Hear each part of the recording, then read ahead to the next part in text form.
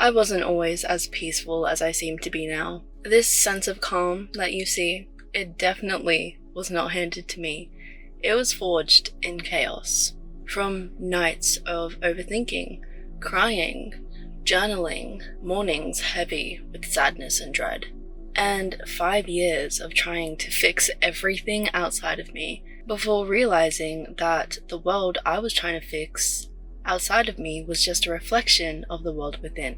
So, after years of meditating, journaling, crying on the floor, realigning, unlearning, this is what I've learned about finding the heaven within. Firstly, let's clarify one thing. Heaven and hell are not places. They are states of being. They are frequencies, states of consciousness. Now don't get it confused. Hell is not fire and punishment. It's waking up every day exhausted.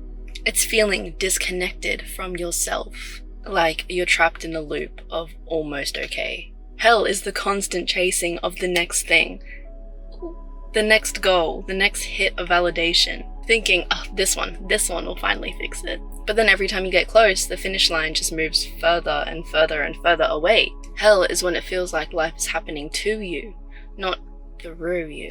It's really when you forget that you are the one that's holding the pen. And what's crazy is that most people live in this state, in this quiet, normalized kind of suffering. One thing that really stood out to me, I went back to university this year, and pretty much the go-to conversation starter is about how much the students don't like what they're doing, how exhausted and tired they are, how stressed they are. It's all negatives. Like these people just bond together about how much they hate their lives. And I've never understood it. I remember even in high school, it was such a common topic. Everybody can agree upon those things. And when I started doing the inner work, I had to really remove myself from a lot of people. I went from having a lot of friends to like next to none because of this simple fact. I cannot be in those conversations because I refuse to live in the hellish state of consciousness, because it's a choice. Whether you realize it or not, it's a choice, and I choose to not be there.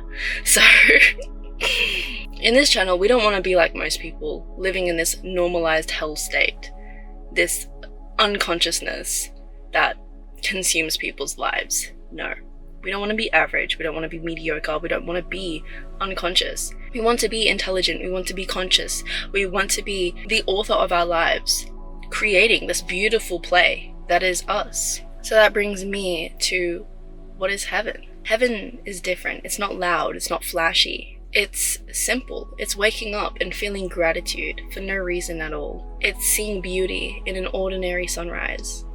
It's walking slower because you're not running from your own thoughts anymore. In heaven, you don't chase, you create. You don't grasp, you allow. You understand that every high and every low is sculpting you into something finer. See, now here's the bridge between the two. It is perception. Change the way you perceive your life and your life changes. It's that simple. It's not easy, but it's that simple. So, the golden question, how do we move from the first state of being to the second? It's all about rewiring your mindset. Let me say it again. It is all about rewiring your mindset, the way that you think and perceive the world. This entire game of life is just a perception game, and how deeply you understand that is a direct statement about the quality of your life and who you are as a person. Because when you really understand that, you switch on and you realize this is just a game. This is just a game of alchemy. Something is thrown at you. Life will throw a situation at you. You catch it, you flip that into the perception that will benefit you the most, and then you keep moving forward like motherfucking chess. Once you guys can really understand how to control your perceptions and control your lived experience, it's over for everybody. Because you are going to be putting yourself in this state of heaven every single day, the state of bliss, out of your own will, in any situation.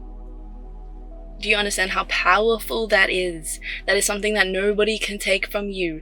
That is something that you can stand on for the rest of your life, whilst everybody else is suffering in a hellish mindset. That's not what we want. We want everybody to elevate with us. But you're not going to be like that. You will be on the other side of that as somebody who can actually teach other people, help other people, elevate them into greater states of being. So, it's really important that you clock this, understand it, write notes, practice, because once you do attain this little superpower of controlling your perception and understanding how to find the heaven within yourself and to stay there, you become emotionally untouchable. So powerful. And an absolute weapon of value to everybody that you love. When you are living in a state of hell, you're wearing hell-colored glasses that taint the vision of everything around you. But they're not chained to your head. You might forget that you're wearing them, and in fact, you probably forget that you're wearing them most of the time. But you can always take them off. You can always clean them. You can even upgrade and buy a brand new pair. One that fits better, one that allows you to see a little more clearly. Because that's what inner work really is. Inner work is learning how to see more clearly. Inner work is learning how to see clearly again, without the distortions of these hellish perspectives, I could say. Without our egoic distortions from wounds or the chatter of the mind that cloud the truth, the divine truth that lays underneath everything. So how are we going to upgrade our glasses, you may ask? The way we do this is by challenging our mindset. Your mindset is composed of beliefs, ideas, and attitudes. All things that you read, heard, or thought at some point of your life, and your nervous system accepted those things to be true. Your nervous system just repeated it over and over and over until you accepted it as the truth, and even furthermore, you accepted it as you. You believe these beliefs, these mindsets, to be you, to make up your identity, what you are. And these beliefs, they might be things like life is hard, people always leave, men are dog shit, money is hard to make as an entrepreneur, you have to grind on your own. I'm not enough, I won't be able to find a loving relationship. A certain skill, that's a hard skill to learn and pick up. Or a certain subject, that's really hard. These are very common beliefs that I see within society. Each one becomes a brick in your inner world. Each one. It's dangerous enough letting negative beliefs and perspectives into your mind, but believing them to be you and mistaking them for your identity, as most of society do, that is when you've been wearing your hell glasses for so long that you think the tint is just part of your natural eyesight. If your mindset basically holds a bunch of beliefs about the world, how life goes, how life is supposed to look like for you, who you are as a person, what you like versus what you dislike, what is acceptable in your behavior, etc. What we must do to begin changing it is to become aware of it. Once you are aware of these beliefs, then you can challenge them. Awareness is when you finally notice the wall of bricks and remember that you built it. If you want to learn more about the nature of your mind, specifically belief systems, and how they impact the nervous system, you can download my free mini ebook in the description. I cover all of it pretty in depth. It is called Your Guide to Creating a Powerful Mindset Plus Consciously Creating Your Reality. Almost 2,000 people have downloaded this and I've gotten really amazing positive feedback on it. So I would definitely recommend to give it a read. It is so important to be educated on this stuff. I cannot even express it. I already told you how powerful you can become, and that's just the tip of the iceberg. Before you know the specific beliefs and loops that are replaying within your mind, because most of our thoughts are the same every single day, it will be nearly impossible to shift. You need that awareness. Like, you have to be able to name it to change it. Without awareness, you have a lack of awareness. And what is a lack of awareness? It is unconsciousness. Living unconsciously is what will have you adopting limiting beliefs and mindsets because you lack the awareness that you have a level of control over what enters your mind and what you hold in your vessel. When you aren't paying attention to these things, you are allowing the world to shape you. The world, who, for the most part, are living in hell. We don't want that. No, we don't. What we want is for you to become an individual with a high level of awareness. Somebody who knows what their dominant ways of thinking are, what their thought loops are, where they originate from, and what the journey looks like to to go about shifting that towards something more positive and beneficial. Once you pass the stage of awareness, you can write down all of the beliefs that you found during your process of self-reflection. I actually have a few journals for this. All you have to do is follow the journal prompts and you will be led deep into your belief system. They are available in my self-work studio. I have one specific journal, I think it's called Deep Dive into the Belief System, and it will help you literally pick apart every single one and dissect it so that you will never have to deal with these again. And if you want to go a step further because you're just a killer, I can provide you with an entire mindset makeover from the ground up, diving to the roots. Just check out my 25-day best self blueprint. That is 25 days of doing the structured inner work that will keep repaying you every single day for the rest of your life. Crazy, crazy, crazy value is going to repay you for the rest of your life. And that is what I love about inner work and these processes, is that you put in the work, you gain that level of awareness of what's inside of you. You are brave enough to look within, because mind you, most people are too afraid to do that. They are too afraid to face themselves. So once you face that hurdle, you look within and you dissect, you strategize, you sit with it, you process it. You will be experiencing returns for the rest of your life. And what that looks like is feeling more clear in your body, feeling more aligned, more grounded, feeling whole and at one with yourself, looking in the mirror and feeling deep gratitude and self-love because you have taken the time and put in the effort to understand yourself, to build the relationship that you have with yourself, which signals to your nervous system constantly over and over as you're showing up and putting the reps in that I love you, you matter, you are the most important thing in my life. I understand that I am my biggest asset, and I am reinforcing that every day by putting in so much love and care towards myself so that I can have a better mindset, I can live a better life, I can create something bigger and better than myself. Once you embark on that journey, it really does revisit you every single day, and it just compounds and gets stronger and bigger, and the lessons are more clear.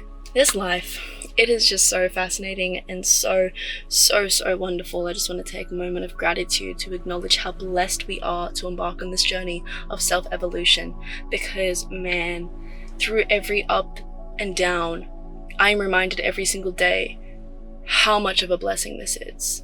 When I look back and see sheesh, I've come so far in the way that I used to respond, react, just my frequency, the vibe that I was on daily, where my head was at, it's crazy. And I want that for you guys. That is literally all that I want for you guys. That's why I work my ass off day and night, so I can keep making products for you and videos and everything. It is such a profound journey. Anyway, back to the video. As I was saying, once you have written them down and clearly identified them, you can challenge them, you can turn them upside down, you can twist them inside out, inspect these beliefs, and just shred them apart. In the most loving way. You have to rigorously question it. Why did I adopt this belief? When did I adopt this belief? Where did this come from? What part of me agrees with this? Why do I agree with this? How can we flip this into a belief that is empowering, or a belief of gratitude? Where did I learn this? Who gave me this lens? And most importantly, does it still serve the person I am becoming? Then you can start writing out all of the positive versions of your limiting beliefs.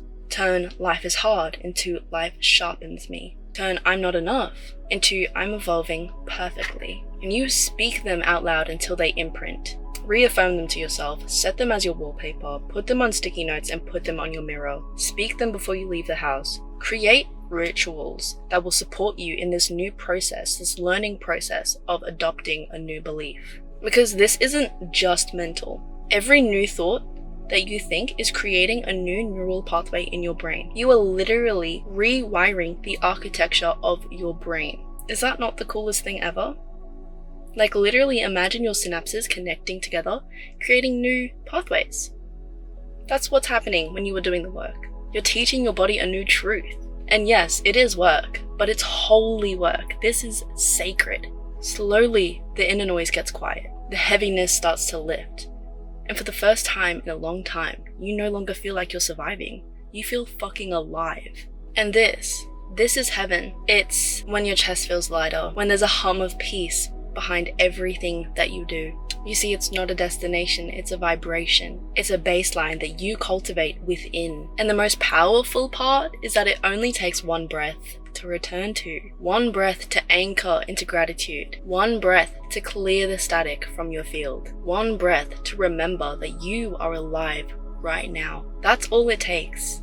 Heaven is never far away. It is literally only one breath away, because you are always welcome to go within, to pause, to breathe, to return to the heaven that we once called home, our own vessel, our own self, our own soul. So if you ever catch yourself slipping and life starts to feel really heavy again, you can pause, even laugh a little, say to yourself, damn, I picked up the hell goggles again. I didn't even realize, it was so sneaky this time, it's like they just plop, fell onto my head. Breathe, smile, and take them off. Allow yourself to see clearly again. That is awareness. That is power. That is self-mastery. And maybe that's the whole point of this. To remember that heaven isn't somewhere that we go when we die. It's something that we remember while we live. That's all that I have to say for today's video. I hope that you really enjoyed this and got some value from it. Make sure that you check out all the links in my description so that you can access all of those products I was talking about and embark on your journey of self-mastery. With all of that being said, I love you so much, and I will see you in the next video. Mwah!